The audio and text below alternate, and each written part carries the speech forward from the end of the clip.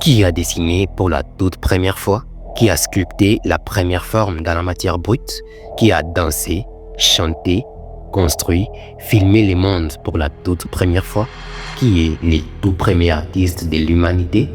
L'histoire de l'art, ce n'est pas seulement celle des musées ou des génies, c'est celle de l'humanité tout entière, celle de notre besoin viscéral de raconter, de représenter, de transmettre, de laisser une trace.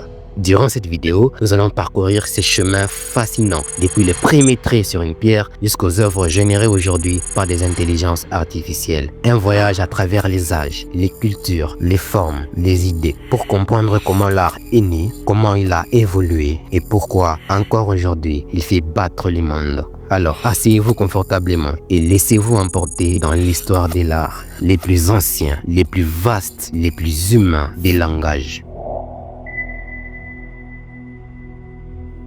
Tout commence il y a environ 73 000 ans. La première œuvre d'art connue au monde a été retrouvée en Afrique du Sud dans la grotte des Blombos. Ce n'est pas une peinture de mammouth ni un visage, c'est un simple motif de croisillon gravé sur un morceau d'ocre rouge, comme un quadrillage.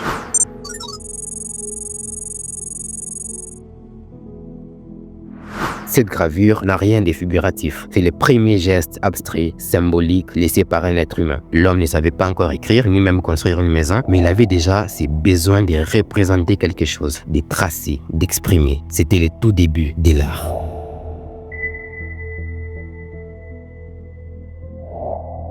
Un peu plus tard, vers 40 000 avant notre ère, les humains commencent à peindre sur les parois des grottes. C'est ce qu'on appelle l'art pariétal. Les plus célèbres sont les grottes de Lascaux en France ou d'Altamira en Espagne. Ces peintures montrent des animaux, des scènes de chasse, parfois des formes abstraites. Elles sont souvent réalisées avec des pigments naturels comme l'ocre. Les humains cherchaient à représenter les mondes qui les entourent. C'est le début de l'art figuratif. C'est aussi durant cette période qu'est née la sculpture avec des statuettes comme la Vénus de Willendorf en Autriche. Une petite figurine datant d'environ 25 000 ans qui représentait probablement la fertilité.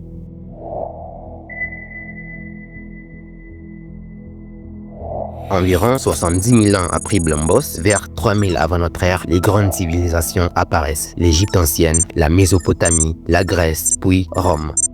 Dans l'Égypte ancienne, l'art est très codifié. Il sert à honorer les dieux et les pharaons.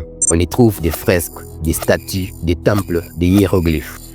En Grèce, l'art devient plus réaliste. Les sculpteurs cherchent à représenter la beauté du corps humain. Et surtout, les théâtres voient le jour vers 600 avant notre ère à Athènes, dans des lieux appelés amphithéâtres. À Rome, on reprend l'art grec et on les rend encore plus monumental. Des arcs de triomphe, des mosaïques et une architecture incroyable.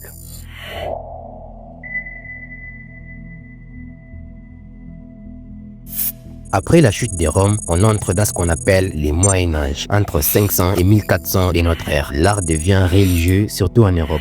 On construit des églises, des cathédrales, on peint des fresques, on fabrique des vitraux colorés et on illustre des livres à la main, des enlumineurs. À cette époque, l'art n'est pas réaliste, mais symbolique. On ne cherche pas à représenter le monde tel qu'il est, mais tel qu'on croit qu'il doit être.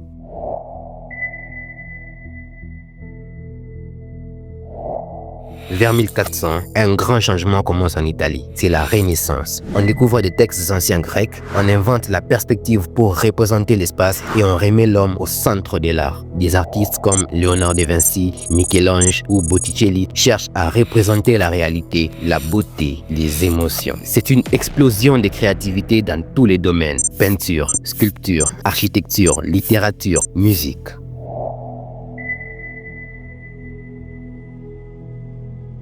Entre 1600 et 1800, on entre dans une période qu'on appelle les temps modernes. L'art devient encore plus théâtral, plus expressif. C'est l'époque du baroque, du rococo, du classicisme. C'est aussi à cette époque, au XVIIe siècle, que la musique classique commence à se structurer avec des compositeurs comme Bach, Vivaldi ou Mozart. Les ballets classiques naissent aussi à la cour de Louis XIV.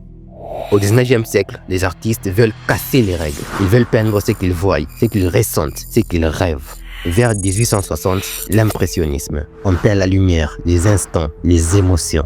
Vers 1907, le cubisme avec Picasso casse les formes. En 1920, le surréalisme explore les rêves et l'inconscient. C'est aussi l'époque des nouvelles technologies. La photographie, née en 1826 avec Nicéphore Niepce, le cinéma apparaît en 1895 grâce aux frères Lumière.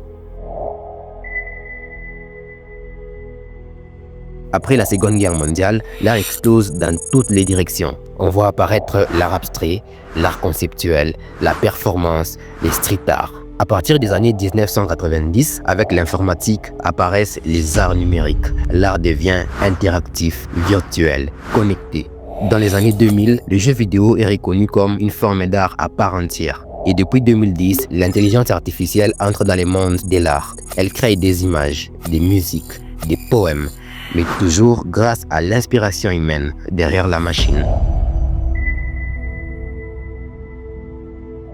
Tu as sûrement déjà entendu parler des arts du temps ou de l'espace. Mais qu'est-ce que c'est?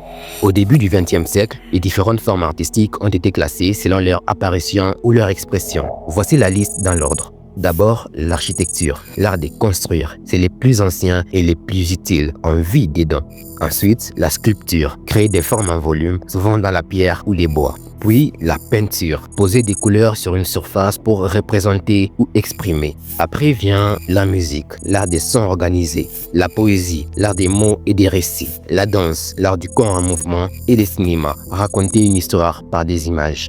Ce sont là les 7 premiers arts dits classiques. Puis sont apparus la photographie, qui n'a été reconnue en tant qu'art qu'au milieu du XXe siècle, car elle était d'abord considérée comme une simple technique, un outil scientifique. La bande dessinée, souvent ajoutée comme 9e art car elle associe texte et images. Aujourd'hui, certains parlent même des 10e art, les jeux vidéo, des 11e, les numériques, des 12e, les arts culinaires. La liste évolue avec les temps.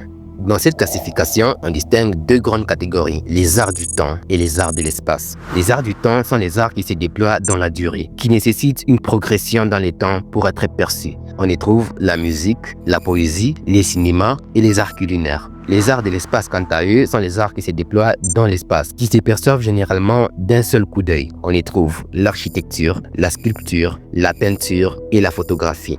Mais il y a aussi certains arts qui marient les 2 catégories, la durée et la forme. Ce sont souvent les arts vivants, narratifs, immersifs ou interactifs, les arts mixtes. On y trouve la danse, la bande dessinée, les jeux vidéo et les arts numériques. Depuis 73 000 ans, l'humain crée. Il trace, il peint, il chante, il danse, il filme, il code.